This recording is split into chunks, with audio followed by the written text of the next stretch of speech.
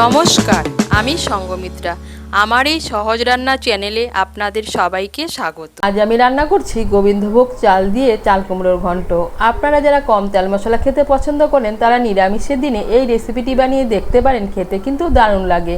আপনাদের যদি এই রেসিপিটি ভালো লাগে তাহলে লাইক এবং শেয়ার করবেন, আর রেসিপিটি কেমন হয়েছে কমেন্ট করে জানাবেন। আরও নতুন নতুন রেসিপি পাওয়ার জন্য চ্যানেলটিকে সাবস্ক্রাইব করে পাশে থাকবেন। ধন্যবাদ। এখানে আমি একটা ছোট সাইজের চাল কুমড়ো নিয়েছি আর নিয়েছি এক মুঠো গোবিন্দভোগ চাল। এখন আমি চাল কুমড়োটাকে কেটে নেব আর চালটাকে ভালো করে ধুয়ে জলটাকে ঝরিয়ে নেব। চাল কুমড়োটাকে কেটে নিয়েছি। এদিকে আমি কড়াই বসিয়েছি, কড়াইতে দিয়ে দিচ্ছি সর্ষের তেল। তেলটাও গরম হয়ে গিয়েছে। এর মধ্যে দিয়ে দিচ্ছি একটা তেজপাতা, একটা শুকনো লঙ্কা আর হাফ টিস্পুন গোটা জিরে। ফোড়নটা দিয়ে একটু নাড়াচাড়া করে নিয়ে এর মধ্যে দিয়ে দিচ্ছি 1 টিস্পুন গ্রেট করা আদা। আদাটাকে মিশিয়ে একটু নাড়াচাড়া করে নিয়ে এর মধ্যে দিয়ে দিচ্ছি আমি যে গোবিন্দভোগ চালটা ধুয়ে জলটা ঝরিয়ে নিয়েছি সেই গোবিন্দভোগ চাল। চালটাকে মিশিয়ে নেব। মিশিয়ে নিয়ে চালটাকে একটু ভেজে নেব। চালটাকে মিশিয়ে নিয়ে ভেজে নিয়েছি। এখন এর মধ্যে দিয়ে দিচ্ছি কেটে রাখা চাল কুমড়ো। চাল কুমড়োটাকে মিশিয়ে নিয়ে গ্যাসের আঁচটাকে বাড়িয়ে চাল কুমড়োটাকে একটু ভেজে নেব।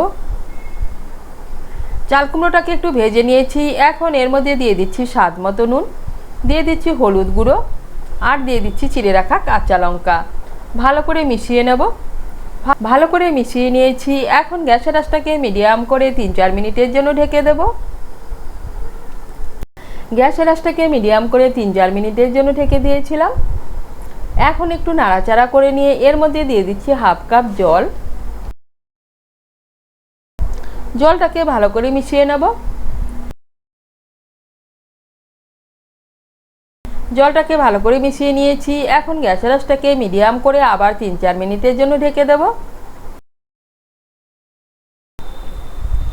গ্যাসের আঁচটাকে মিডিয়াম করে আবার 3-4 মিনিটের জন্য ঢেকে দিয়েছিলাম। আর এই দেখুন চাল কুমড়ো আর চাল ভালোভাবে সেদ্ধ হয়ে গিয়েছে।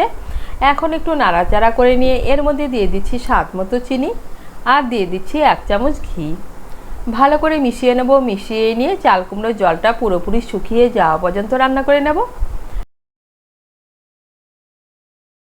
এই দেখুন চাল কুমড়োর জলটা পুরোপুরি শুকিয়ে গিয়েছে আর তৈরি হয়ে গেল গোবিন্দভোগ চাল দিয়ে চাল কুমড়োর ঘন্ট।